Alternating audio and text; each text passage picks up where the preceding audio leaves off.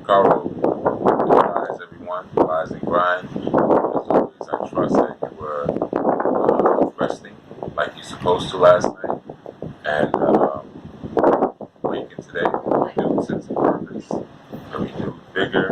All you men, you're electrified. All you women, you're magnetic. All right, so of course we're still doing the from the shrines. Seagull's got something to say. We're not really in the shrine. I guess we could call this a shrine of sorts, but I'm going to say from the shrine by way of Okun. And that's your Yoruba word for the name Okun. O-K-U-N. Ocean. Okay? So of course you may say Olo, right? Owner of spirit of the ocean. Owner exalted the spirit of the ocean. So anyway, getting right to it, right? So the right to speak. That's the thought I want you to carry with you today in this series. The right to speak. We live in an age now where individuals who have a large social media following or who receive a lot of likes on the posts that they present to you are immediately considered authorities because of their level of popularity. And popularity has become synonymous with credibility and authority. But again, on this channel and these casts, if we will, or these broadcasts, what we're looking at is not only Yoruba culture, but we're looking at our Ifa foundations and our Orisha foundations. And one of the key things in terms of speaking, sometimes you'll even hear different people who are doing lectures and talks. They'll often say, they'll ask for permission from the elders to speak. You know, those elders who are present in the room, may I have permission to speak? And one of the key things about that is this. It's the elders that give you that sanctioning. And just like in the church world, you have the idea of ordinations. You have the idea of initiations. Even in the collegiate arena or collegiate environment, you have even levels of initiation through your degrees. Right? So there's always this idea that one just doesn't pop up and begin to speak or call themselves a master. It would be like, you know, going into someone else's martial arts dojo and just saying, I'm a sensei of this lineage, I'm just a sensei of the tradition. The first thing that you would be asked is, who taught you? Who's your elder? So it's the same in this culture, but one gets up to speak, you know, in a traditional sense or in a healthy sense, someone is not going to say, well, what's your social media handle? Let me take a look. Oh, you got 15,000 followers, 20,000 followers. Oh, you must know your stuff. Go ahead and speak. It doesn't work that way. One will say, who was your Jegna? Who was your elder? And if you say, I didn't have one, then the question would be, well, who are you quoting? As you're speaking right now, you're saying what you're saying, who exactly are you quoting? No one. I study on my own, I do my own thing. Okay, well, then that means you're just spouting your own opinions, and there's no root to that. You know, there's no root to that tree. You know? So, I'm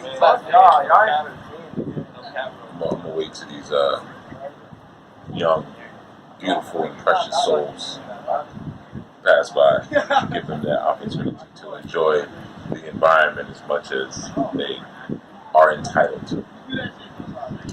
Okay, so like I was saying is that the idea then, if you're just expressing opinion, this is not the place for you to speak. You know, if you're in an environment of sane people, if it's a Yoruba environment or an indigenous environment, and I'm just, you know, we're speaking about Yoruba culture, but the same would hold true in Ghana, the same would hold true in Sierra Leone, the same would hold true in the Congo, in Eritrea, you know, any place that you have the same culture.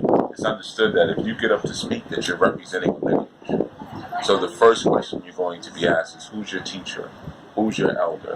You know, here in the West, we may say, like, who mentored you? That may be a term that may be used, but ultimately, you're given the right to speak by your elders, and if you say something that's out of line, it's your elder, it's your teacher who has to now support or apologize for what it is that you said. So in the same instance with me, if someone goes and they're sharing our new information, which happens often, and they don't credit me, they pretend like they've come up with these calculations on their own, then they have no defendable stance.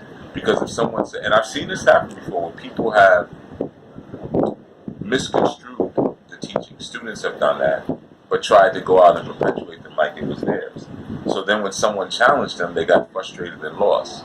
Because one, you weren't saying the right thing, and two, they're not your calculations to be espousing, and three, you shouldn't even be talking yet. You haven't earned that. If you haven't been sent out by your elder who says, okay, now you can go out and teach, now you can go out and share, then your place is always going to be that of the academic child, where you should be listening.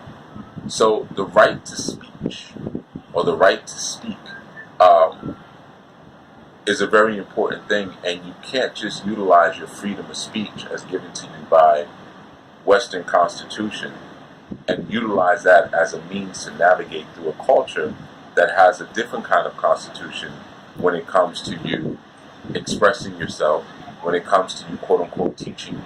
And of course we know the internet, online, it's full of teachers, quote-unquote. It's full of gurus, and everyone who has the best way to do this and the best way to do that, and everyone has the best advice, and especially when it comes to Orisha tradition, everybody's ready to argue. Everybody's ready to say, this is the color for that, this is the song for that, this is the offering for that. And the first question has to be, who's your elder? Trace that before you just look at someone's video, and they say, wow, they have 15,000 subscriptions on YouTube. They must know their stuff. Not necessarily.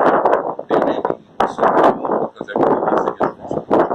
And all those wrong things, they affirm what people want to think or what they want to believe. Just like a person who jumps up and says, you don't need elders at this point. You know, the reality is we've evolved beyond elders. And what we're coming with is more powerful and it's more now.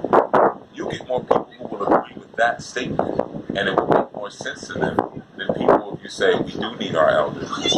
There is an initiatory process to this tradition. There is a process of ordination to this tradition.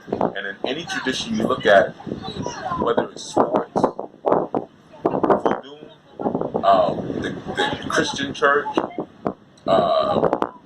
universities, the scholastic and the academic environment, academia, there's going to be some form of eldership and apprenticeship that exists in the world, right?